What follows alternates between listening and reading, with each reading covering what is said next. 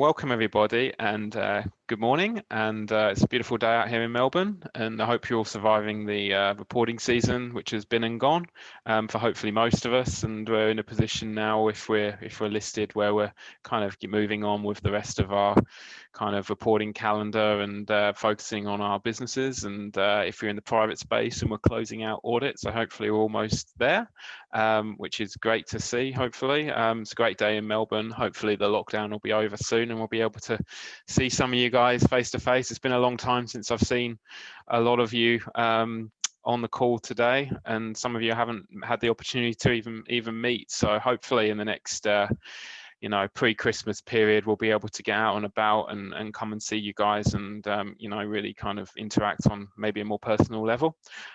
Still been during the whole COVID time, I've been really enjoying hosting these webinars, so I do really appreciate you guys attending.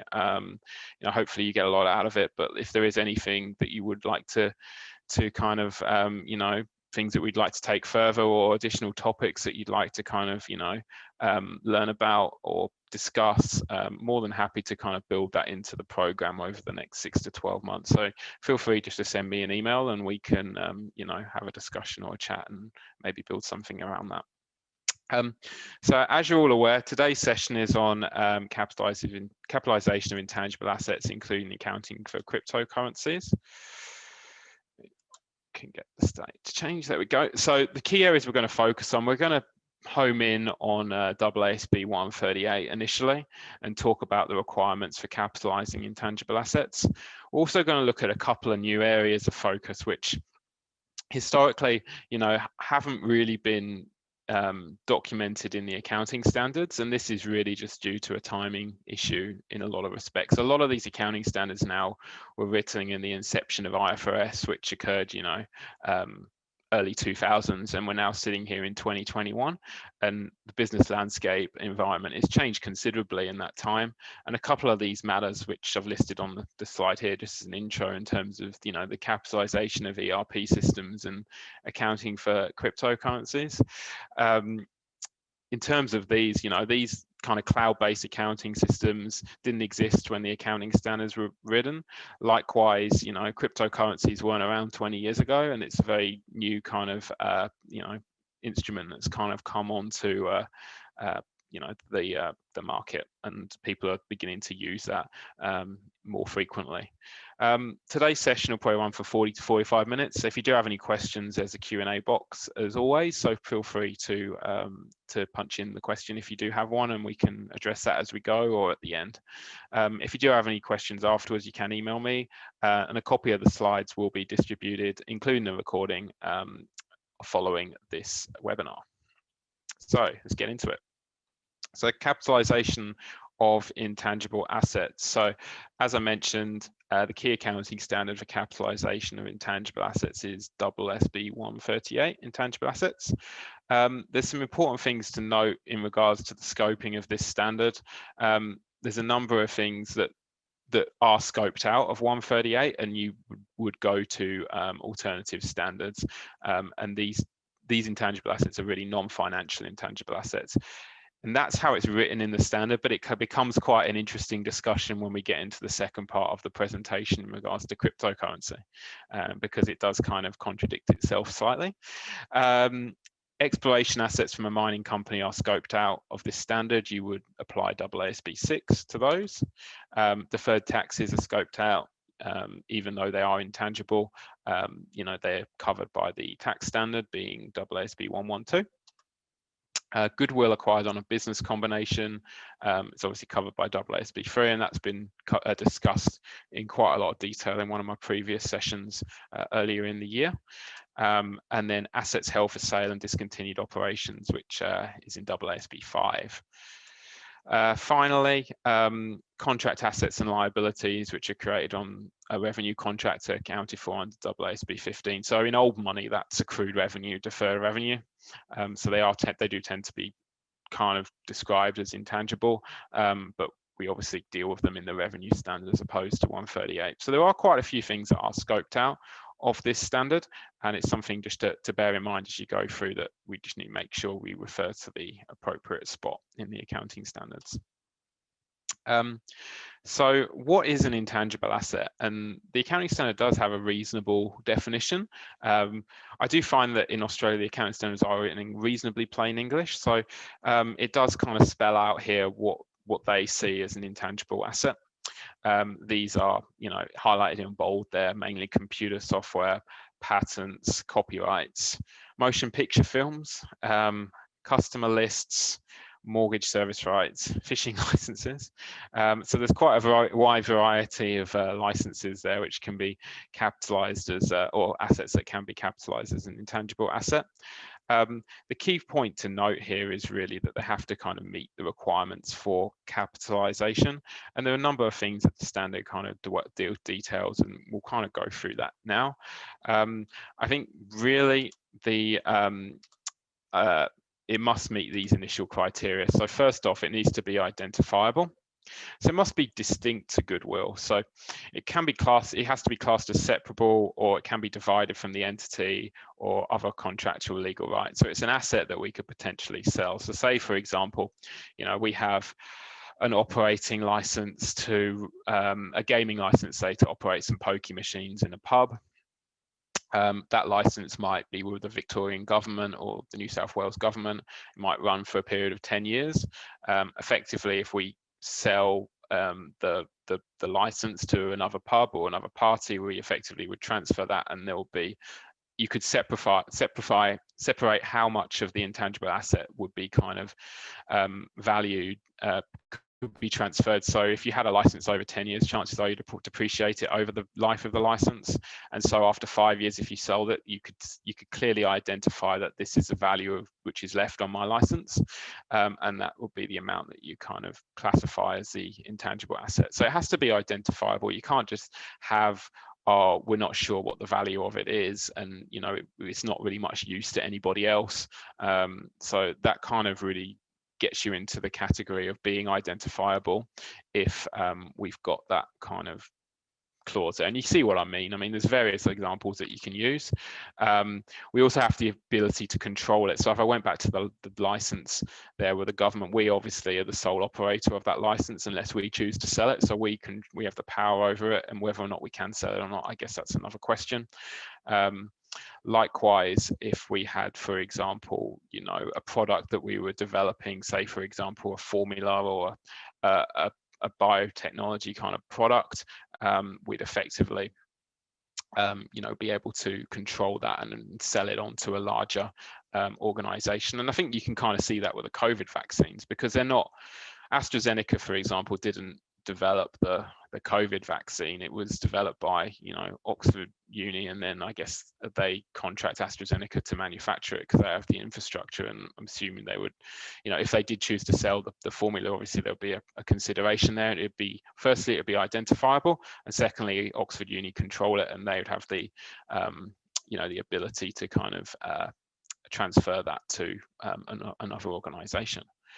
The final thing here is it needs to have a future economic benefit. So it doesn't necessarily have to be revenue generating. So you can have intangible assets which benefit you kind of internally, but it either has to, have the potential to generate revenues in the future, or it has a benefit to reduce business costs. So say, for example, I think the revenue kind of side of it is pretty self-explanatory, but in terms of benefit to reduce costs, I would suggest it would be somewhere along the lines of kind of, updated systems, computer systems in the software kind of category, and that would obviously improve business efficiency, which would then reduce your costs, therefore giving you that future economic benefit. So it has to meet all three of these. You can't mix and match. So if we are in a position where it meets all three, then we do meet the criteria to capitalize. If we don't meet them, so obviously if we can't capitalize, then it needs to be expensed through the profit and loss account, which it is so much justification, and we'll go on to the specific criteria to capitalize development, but this is kind of the real overarching aspect of this standard, and these are the three things that you need to kind of justify in any kind of position paper that you present to your board of directors or auditors or other parties that might require this information, why we are capitalizing this asset. So it would be a good way if you were doing a file note as a CFO or financial controller, finance manager, etc., to structure it kind of in these categories. An interesting one, and I will just touch on business combinations briefly, because I think, as you're all aware, the difference between our consideration paid and assets acquired will either be goodwill on acquisition or it will be a gain on bargain purchase. So in terms of this, when we do have a goodwill balance, quite often what you'll see is under the BizCom standard, you get 12 months to finalize the carrying value of your assets and liabilities. So initially the company who does the acquisition may record everything as goodwill, assuming there is goodwill and it's not a gain on bargain purchase. And then they might go through an exercise over the course of the next 6 months to pull out any kind of identifiable intangible assets. And when I talk about that, if I go back to here, within that goodwill balance, do we have any assets which we could separately identify, we control, and are going to give us future economic benefits? So in a business combination, this is usually something like a brand name. So say, for example, if you look at the recent acquisition that the BWX did, for example, they would potentially value their brand separately, and there'll be an amount pulled out of the goodwill number. So the journal is very easy. It's just credit goodwill, debit the alternative intangible asset class, but the valuation surrounding how much that brand is worth can be quite complex, and you would usually engage kind of a valuation expert to assist with that, and kind of you would then justify that in terms of your valuation of that brand. So again, like I said, it should be valued at fair value, and then it'd be a reclassification out of goodwill. So we can also capitalize internally generated intangible assets. So these are usually in the way of capitalized development costs, and these tend to be in the region of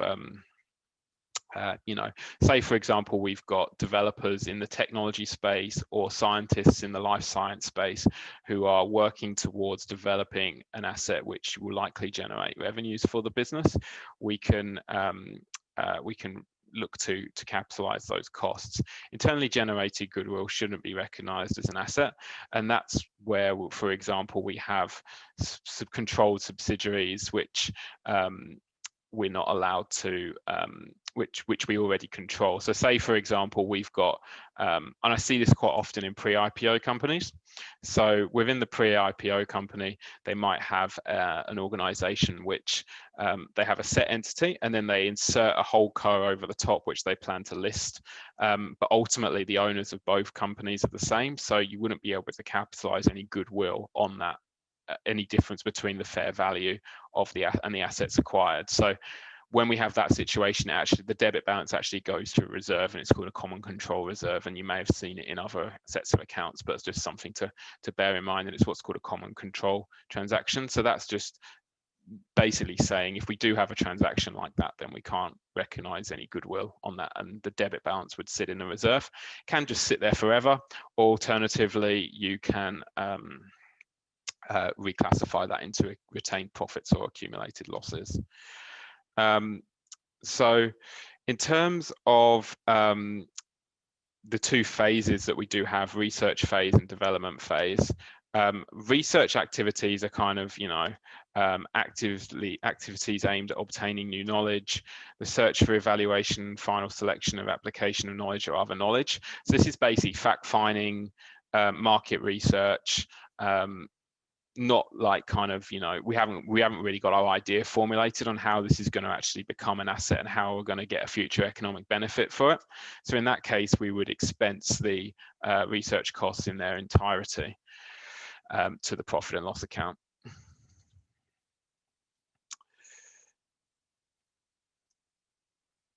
So Holly, I think we've got a question. Should we just? I think we should just address that one now, because it kind of goes back to the license matter. Yeah, sure. So the question is, If an entity purchases licensed software that they will use to generate income, can this be capitalized? Or are we saying that because they don't own the license, that they don't have control? So if we purchased licensed software, so it kind of it's an interesting one, and it kind of comes onto the ERP section in the second part of the presentation. What I would say is, if we have purchased the licensed software but we don't have the rights to use it, then we can't capitalize it. So it comes down to control. So say, for example, and I will skip ahead just a little bit just to address this, but say, for example, Xero. If we have a Xero license, we can't capitalize that cost, because at the end of the day, Xero control the software. If Xero turn to us and say, for whatever reason, we're turning off your service, there's nothing we can do about it. So we don't control it. So even though we are paying the license fee, we don't actually control it, so we wouldn't capitalize the license. Having said that, if I went back to the gaming example, if we actually control that license, we have a right to operate a certain number of machines. That's our license, it can be capitalized. If I went back to the software example again and took it a step further and said, for example, we have our software on the cloud, but if we run it, say, on Amazon, on the Amazon servers, but if we have a disagreement with Amazon, we can pull our kind of data from the Amazon server and either store it somewhere else or bring it onto manual server racks in our office. Then chances are that we do control that, and then the costs for that, the completion of that ERP system, could be capitalized. So it is quite a judgmental piece, and it does come into how we disclose it in the accounts and how we have critical accounting estimates and judgments in our financials. So that's kind of, hopefully that answers your question, but feel free to send me an email and I can address it further as required. Thanks, Holly.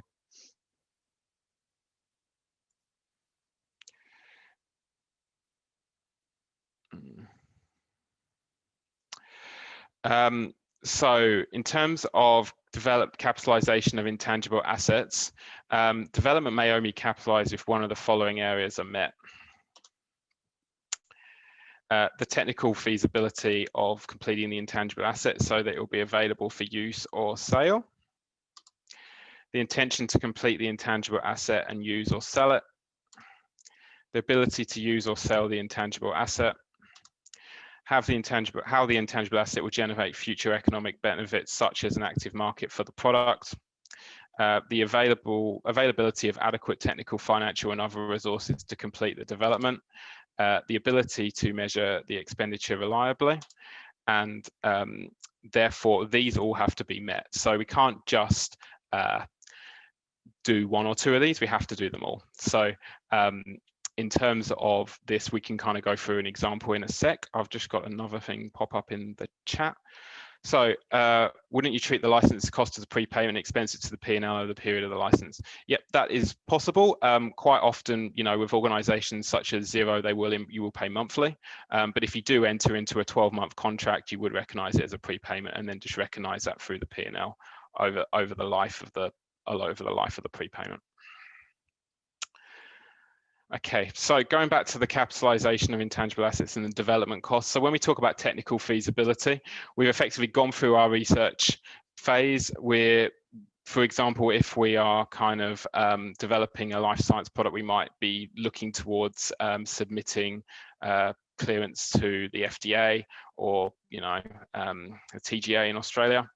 So making sure that we've got, or if from a technology perspective, you might have, you know, begin to build a prototype, which could be, you know, available or used to sale, and it seems to have some kind of commercial aspect. The intangible asset, we intend to use and sell it. So obviously, one thing we do find is occasionally is that people do start capitalizing development, and when we talk about amortization later on, we only start amortizing those costs when the product goes into service. So i.e. either the system goes live, or, you know, we start selling the product to a significant market. So in that case, you know, we do sometimes see where they do start capitalizing development, but then say, for example, midway through the project, it becomes apparent that we're not going to be able to use or sell it. So then all those costs need to be written off in full. So that's quite an important point to note. So you do need to, at each reporting date, if you are capitalizing intangible assets, you need to really, really critically assess the likelihood that you're going to be able to generate revenues or use the asset that you're developing. And if not, you need to impair that in full. The best way to do that is through, you know, obviously discussions with the technical team and feasibility, and also in terms of, you know, whether there's actually a marketplace for the asset, I suppose, as well, that you're developing. In terms of the future economic benefits, I think I've just covered that off. So there's an active market for the product. So if at the end of the day, if nobody wants to buy that asset and you don't feel like you're going to be able to sell it, or you're going to be selling it at a loss and it's not going to be providing economic benefit because our cost price is too high, we might have had a competitor hit the market before us, who is going to kind of, you know, be more competitive in the market than what we will be able to be, then we have to consider that, and then we have to expense those costs.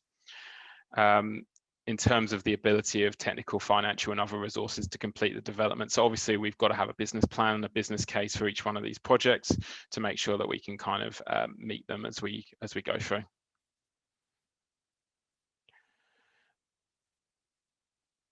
So the second question there, I'll just hold that one just because we're going to go through ERP in a lot more detail in shortly. So sit tight, won't be long. Okay. All right, so those are the kind of things. So I've got a few examples here for you. So I have kind of discussed them already. So in terms of design and construction of pre-production and prototype models, new tools, construction of a pilot facility, and an alternative for testing. These are some development activities that we can kind of see. Most of them, what you'll see is the design and construction of pre-production and prototype models, I would imagine. So when we do capitalize these assets, there are some other costs that can be included. So obviously, if we do have kind of some hardware and such, we can capitalize that as well as a plant and equipment asset. And also the cost of, the main one here is the cost of employee benefits, so the time that people spend doing this. And this is quite an interesting one, especially from an audit perspective, in terms of maintaining those records, in particular timesheets and up-to-date contractual informations with your staff. So for example, you know, you have a developer, and we kind of look through the, you know, as part of my role as an auditor, we'd look through the people's that have been had their salaries capitalized to these projects. We would look at their business title, we would look at their contract, then obviously we'd look at their salary. Normally, what we don't see is we don't see, you know, 100% of people's salaries being capitalized. This is mainly because obviously there's a number of things here. You wouldn't be 100% focused on development, for example. So you might find that you might spend 80% of your time actually doing development, the rest 10% admin. You've also got to factor in annual leave, which obviously shouldn't be capitalized, and just other kind of time spent on other bits and pieces, admin related. So we tend, even for a developer whose permanent full-time job is developing kind of, you know, products and prototypes and life science formulas and etc., we wouldn't normally see more than 75 to 80% of their salary capitalized at a maximum. So that's just something to bear in mind. And also any kind of fees for like patents or copyrights that you need to lodge as we go on, yeah, they can also be capitalized as well. We can't capitalize selling, general and overhead expense, any expenses on training, or any kind of initial operating losses. So capitalization of expenses has been quite a hot topic. I think probably most of you have heard about Freedom Foods.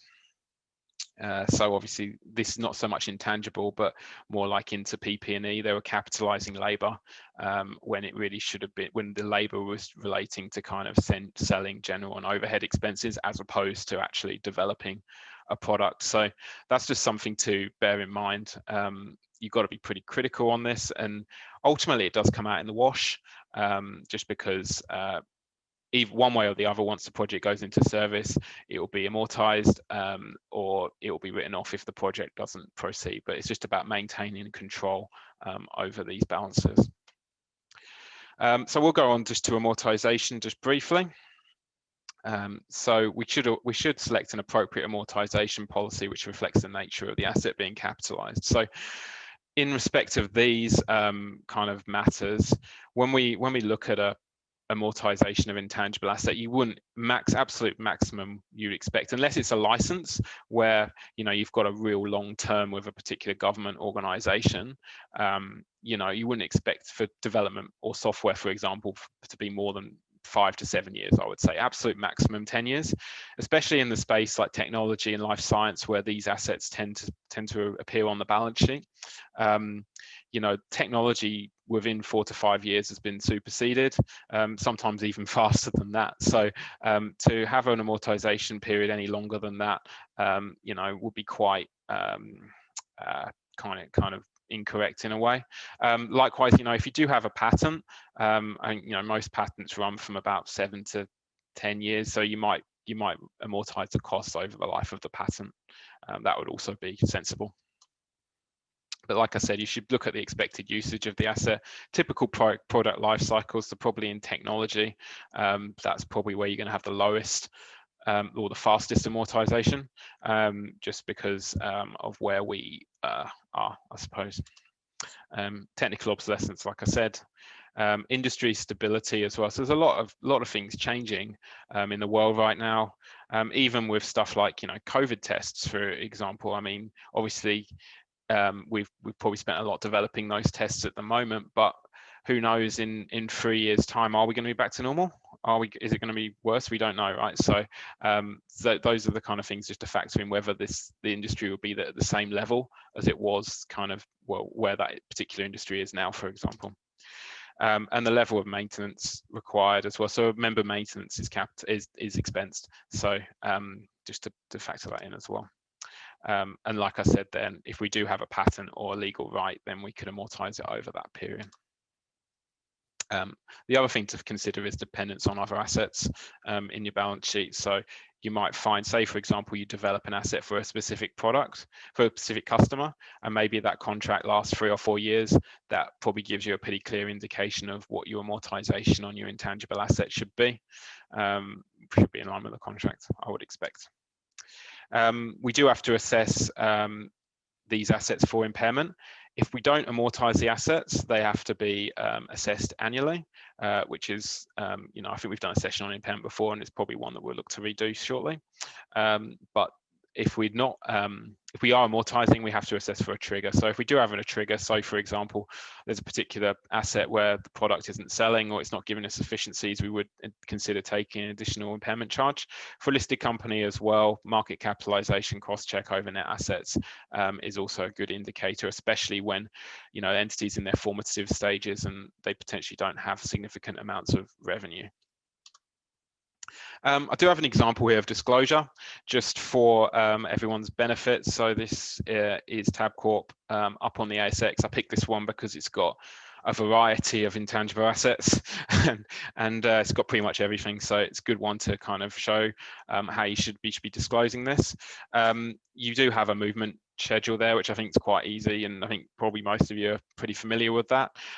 You can see there that the goodwill, the brand names, the media rights aren't amortizing, which is kind of in line with expectations. And then likewise, you see that the software, which is capitalized development, which we've been talking about for the last 10 or 15 minutes, has amortized quite significantly over the period. You do note that they disclose the amortization policies there and the number of years that they are amortized over. So yeah, so that looks like they're missing an indefinite under the goodwill, but apart from that, looks pretty reasonable. So you can see there, for example, the New South Wales track license that expires in 2097, so they're amortizing that over 87 years, which makes sense given that's how long the license runs for. And then obviously you can see the software that they've gone 3 to 15, so that's quite a wide range there, but I'm assuming it will be more geared towards the lower end than the top end. So that pretty much concludes everything I wanted to say about capitalization of intangible assets, but just a few things to consider more from a commercial perspective. If we are looking to do an IPO, whilst we can capitalize, there is some element of risk there. I suppose, like, the regulator does put extra scrutiny on intangible assets. And so whilst it's not wrong and it's perfectly acceptable to have them on there, it might, you might get a few extra questions from the regulator, but it shouldn't really be anything too significant. Obviously, you have to do impairment testing if you have these assets, which obviously is a compliance increase. In terms of your IP, you've just got to be really critical on yourself and try to understand, is this really respective of the genuine value? And like I said, market capitalization is a good indicator. If we feel that the market's valuing our company, which includes these assets at a value above the assets, then you're probably in a good spot. But if obviously the market values them below, then you're in a less good spot. The other thing, I guess, is EBITDA versus net profit before tax. So if we just do expense everything, it will go through, it will hit your EBITDA. But if we do capitalize, it will go through under the line into the depreciation and amortization expense. So obviously your net profit before tax will be the same, but it will change your EBITDA number, which is something to consider. And then, like I mentioned before, regulatory scrutiny. So Holly, I think we got one more question on this just before we move on. Yes, we do. So the question is, for something like an application, would you expect its useful life to be shorter, given that there would be frequent system updates? Yeah, I think that would make sense to me personally. I think what you tend to see is you'd have the initial value of the asset, and then you probably kind of build on, assuming it meets the definition of a capitalization, you probably build on the kind of the additional modules that have kind of been added as updates, and then amortize them down over an appropriate period. So you'd almost have, if I went back to the disclosure note here, because it's probably quite a good way to show it, you'd have kind of your initial carrying amount, say here at the beginning of the period, and then you'd have additions acquired, and then you'd have an amortization charge as well. So bearing that in mind, you should definitely consider them, because they would meet the three criteria, because it's identifiable, because you control it, and it's giving you economic benefit. So hopefully that answers your question. So I'll just skip through that, and then we're going to go on to ERP systems now, which I think we had a question on previously. So I just want to kind of run through this. So like I said at the start of the presentation, when we kind of wrote the account, well, when the Accounting Standards Board wrote the accounting standards 20 odd years ago, we didn't have the cloud, we didn't have complex computing. We were probably just rolling out laptops for everybody, and things were obviously a little bit more antiquated. We're still doing audits back in 2007 when I was a grad, reaching out in and out of filing cabinets. So things have moved on a lot now, especially with the kind of introduction of Xero and other kind of cloud-based software, NetSuite, D365, etc., Sage. So like I said, we've seen a lot of advances in technology. As a result, they've failed to really acknowledge this type of arrangement. So in April 21, they finally sat down around a table, the people at the Accounting Standards Board, and they wanted to understand whether we are able to capitalize these systems. So applying paragraph 18 of IAS 38, we recognize when we meet the criteria, right? So identifiable, control, and future economic benefit. And the issue with the ERP system really comes down to control. There's a lot of text on here. So as I said, the slides will come through, and you can have a read of it. And if you do have any more questions, please let me know. But this was the kind of key finding. And the committee observed that in the SaaS arrangement described in the request, so SaaS, so software as a service, the customer often would not recognize intangible asset because it does not control the software being configured or customized, and those configurations or customization activities do not create a resource controlled by the customer as separable from the software. So like I was saying before, when we have a Xero kind of accounting system, we don't control Xero. Xero controls Xero. We have access to use Xero. Whereas when we build our own system and store it on somebody else's cloud server, so Amazon or Microsoft, there tends to be a lot more ability to capitalize that. So it's more, I'd say, for larger organizations where you spend a lot of money developing your system, it's much more likely that you're going to be able to capitalize it. Whereas if you're kind of a small, smart startup business, you're probably going to be more likely in a SaaS arrangement, and you're probably not going to be able to capitalize. So what I did here as well is just to kind of explain the three types, and this is a bit techie, but I've got the three types of cloud-based software. So the SaaS environment, which is kind of like a Xero kind of function, whereby you just pay your monthly fee, they let you run your Xero file off it, and such like, but ultimately they control it. So for whatever reason, if, say, for example, their system goes down, your system goes down, there's no way to really resurrect that. As I said before, if we do go out and build our own system and store it someplace else, it's actually called as infrastructure as a service, which is IaaS, and that basically says that we've built our own system, we've got a perpetual license, and we can take our data and put it wherever we want it. Whereas with a Xero file, for example, you can't migrate that to another accounting platform somewhere else. You've got to run it through Xero. There is kind of a hybrid called PaaS, which is a platform as a service, and it's kind of halfway between the two. So this is where you have a cloud-based environment, but you can develop kind of specific components of this. I think in this case, you're probably still looking at expensing majority of the costs, if not all, because ultimately you'd be potentially running it on a SaaS system, but you might do specific modules which are customizable to your own business, but ultimately you don't control the overall asset. So if, for example, if Xero went down, then your kind of additional bits that you added on to kind of improve your system would be pretty useless, because without Xero you wouldn't be able to run it. So that's kind of probably, so from when I look at this, you think infrastructure as a service, yet most of it can be capitalized. SaaS, definitely expense, and then PaaS, potential to capitalize, but more likely expense. A few things to look out for on ERP systems. So first off, we have to make a decision, what type of cloud are we running? Do we have a perpetual license? If you have a perpetual license, more likely your infrastructure as a service. Is there separation between the cloud system used and the web hosting service? So that's an important thing to note. We also need to disclose a critical accounting estimate in the accounts to determine how we've kind of come up with our thinking.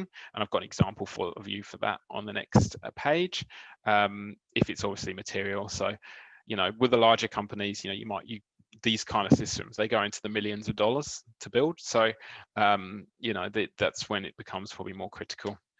Bearing in mind as well, any kind of monthly servicing fees and maintenance are expensed. In terms of the web hosting service, you'd never expect any of those invoices to be capitalized. This is an example of a key judgment note. So we've talked about control here, and then when we said when the group concludes it can control the resources and future economic benefits, it capitalizes the associated costs and amortizes the cost over the expected period during which the benefits can be controlled and obtained. So that's pretty clear, and it kind of circles back to where we were right at the beginning in terms of identifiability, control, and future economic benefit. So you have to meet all three to have an intangible asset, and that's why the Accounting Standards Board has come out with this ruling now, because it wasn't really clear in the accounting standards just due to the passage of time. Lastly, I wanted to talk about cryptocurrencies a little bit. This is accounting for cryptocurrencies. Don't ask me how to make money on cryptocurrency. I've got no idea. Yeah, so again, similar to ERP systems, we had an issue where it hasn't really been focused on over the course of the last few years. There's quite a lot of guidance online. PwC have put out quite a substantial paper, and all the rest of the big four also have put out substantial papers. There is kind of a bit more of alignment in the industry now. The key consideration is whether crypto can be treated as a financial asset. However, it may vary depending on the intention of the business and the specific cryptocurrency. In terms of the accounting standards applicable to cryptocurrency, so we do look at the financial instrument standard at one point, but we have to look at whether cryptocurrency can be treated as cash. And in our view, it probably can't, because it doesn't have some of the characteristics which are similar to cash, especially they're not legal tender, and most are not backed by any government or state. I think there's one government in South America that may have backed it, but that's pretty minimal in consideration of the entire world. And they're not capable of setting prices for goods. So you do see, sometimes people do a publicity stunt, like Tesla started accepting Bitcoin as payment for its cars for a period of time, and then I think it stopped it again. But it's not directly related to setting prices in goods and services. So when you have that price set in Bitcoin, if you go and buy your Tesla, you effectively, it's going to be based on the US dollar probably value of Bitcoin at the time, and then that's going to translate onto how many Bitcoins you need to pay for the car. So it's not like we're saying, oh, the Tesla is going to cost 1 Bitcoin or such like. So it's not cryptocurrency which is setting prices, it's legal tender, and then we're deriving how much cryptocurrency is required to be paid based on the valuation of that and the legal tender. So it doesn't have the common probability characteristics of cash. So we also look at whether it could be a financial asset. It doesn't technically or typically give the holder a contractual right to receive cash or another financial asset. And it doesn't really have a residual interest after deducting all its liabilities. So we kind of deem that it doesn't really meet the definition of a financial asset. So then if it's not a financial asset or cash, then what is it? So the interesting argument here is that AASB 102 inventories actually says that inventory doesn't have to be in a physical form. So if we hold an instrument of cryptocurrency for investment purposes, it probably wouldn't be inventory. But having said that, if we are kind of in the old money held for trading, those kind of costs would be potentially used at held for sale, such like an inventory would actually be the most suitable kind of standard to actually value these assets, ironically. So interesting there that's kind of, and we wouldn't call it inventory in our balance sheet, we'd call it digital assets. And then in our accounting policy, we would say we account for digital assets which are regularly traded as inventory. So if it's not that, then it actually becomes an intangible asset. And so it becomes an intangible asset because if it can't really fall into any other category. So it's a resource controlled by an entity, and we can obtain economic benefits from it, and obviously we can identify it. So it does meet if it doesn't fall into any in the inventory category, then it kind of falls into an intangible asset. And when we kind of hold the cryptocurrency for a long period of time as for an investment purpose or such like, it's most likely be held as an intangible asset. So it would sit as a digital asset within the intangible assets category. It is identifiable because it can be sold, exchanged, or transferred. And it's not cash or monetary asset as we determined, and except it doesn't have any physical form as well. So these would usually be shown as digital assets, as I just mentioned. So in conclusion, cryptocurrencies are unlikely to meet a definition of cash or financial assets. If the assets are regularly traded, it's likely they'll be accounted for under 102 inventories. The accounting has been required for long-term investment purposes, they'll be treated as an intangible asset. So that's pretty much, I was wanting to kind of run you through just a disclosure on the accounts, because there are a couple of companies on the ASX doing this. And I did see actually a crypto fund, I think, is going to IPO at some point this year, which is quite interesting. So I'm just going to come out of that. And I've got a set of financial statements for an entity called Digital X Limited. This is on the ASX under code DCC, if you want to have a look. So they basically call out here digital assets using the inventory methodology and in the intangible asset methodology. They then have a judgment note here in respect of when they call inventory intangible assets in terms of financial assets or intangible assets or inventory method. So if you go down to their fair value disclosures, you can see that, you know, they've basically, because this is ever evolving, they have done a few transfers between intangible assets and inventory. So they've basically moved everything to intangible assets in this financial year, just because they deem that they're kind of more long-term holds. And then the financial assets has just effectively been impaired down to an immaterial amount. So they're basically saying that, you know, we're going to hold our intangible, hold it as a digital asset, as intangibles, and we're going to stick with that. And that's kind of, these transfers will have been driven by the guidance that's kind of come out in the last year or two in regards to this. So previously they would have been carrying this a lot more in inventory.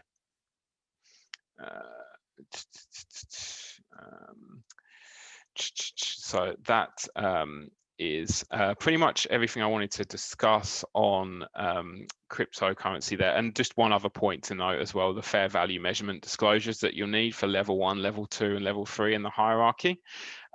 So they're quite interesting.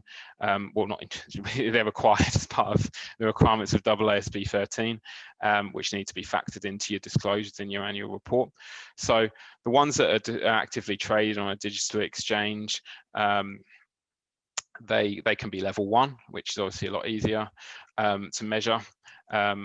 But we've got, and then ones that aren't actively quoted. So what you find is there's quite a lot of these coins and tokens that are out there, but they don't meet the definition of a level 1 because they're really thinly traded and there's not sufficient active market to deem them level 1. So that's when they fall into level 2. And then level 3 is when they can't really determine them and they have to look at, such as, you know, pre-IPO, well, coins that haven't hit a market yet. But you can see from here, those amounts are pretty insignificant in comparison to most of the ones that are traded.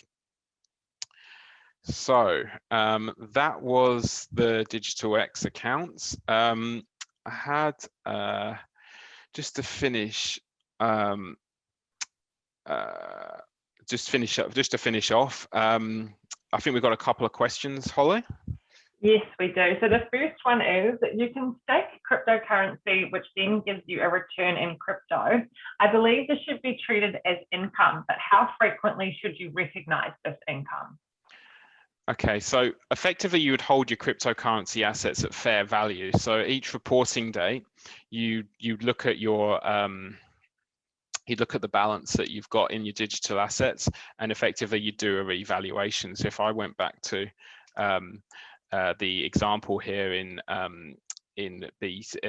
Digital X, for example, you can see they've done a revaluations of their assets based on changes in the market price, and then that will go through, in accordance with AASB 9, that will go straight through your profit and loss account, unless you make the irrevocable election to put it through OCI, which I think we have a presentation. I'm not sure if you attended the last one we did on financial assets, but I think we discussed that then. So I think that if that doesn't answer your question, more than happy to take that offline. Yeah, no, either potentially either contact me or have a look back at the last webinar we did a couple of months ago. And I think there's one more, Holly. Yes, there is. So the question is, if you have capitalized your SaaS, for example, NetSuite in the past, and it still has an NBV, what do you do now? Move the entire NBV to P&L? Do you have to go and restate the prior year's numbers? Yes, you do have to go and restate your prior year numbers. So effectively, it's a change in accounting policy. And that means you have to retrospectively go back and restate it, unless obviously if it's not a material amount that's left, on the asset, then you could potentially just put it through the current year and then avoid doing the restatements. But if it is a material balance, then you would need to go back and restate. You'd also need to justify, though, just to make sure that it's definitely SaaS and not IaaS, infrastructure as a service, when you're doing that. But you know, that would be what you had to do. And there's a couple of examples that have gone up, you know, on the ASX this June, and that's due to the fact that, again, this decision came down in April 21. So then everyone, auditors, financial controllers, CFOs, they're all scrambling in the 30 June 21 reporting period to sort this out. So there are a few restatements in there for change in accounting policy, which were kind of put through this year. Okay, so I think that's it. So I do really appreciate everyone's attendance today. Like I said, if there's any topics that people are interested in covering, please let me know. Otherwise, I guess we will we'll see. Oh, one last question, I think, in the chat. Just NFT purpose classic popular. I don't think there's been any guidance yet on NFTs, Ben, but I will definitely check it for you and I'll come back to you. All right, so thanks for that one. And I appreciate everyone's attendance today, and we will look to do one more probably before Christmas, maybe in December. And yeah, we'll go from there. All right, so have a great day, everyone, and take care of yourselves. Bye-bye.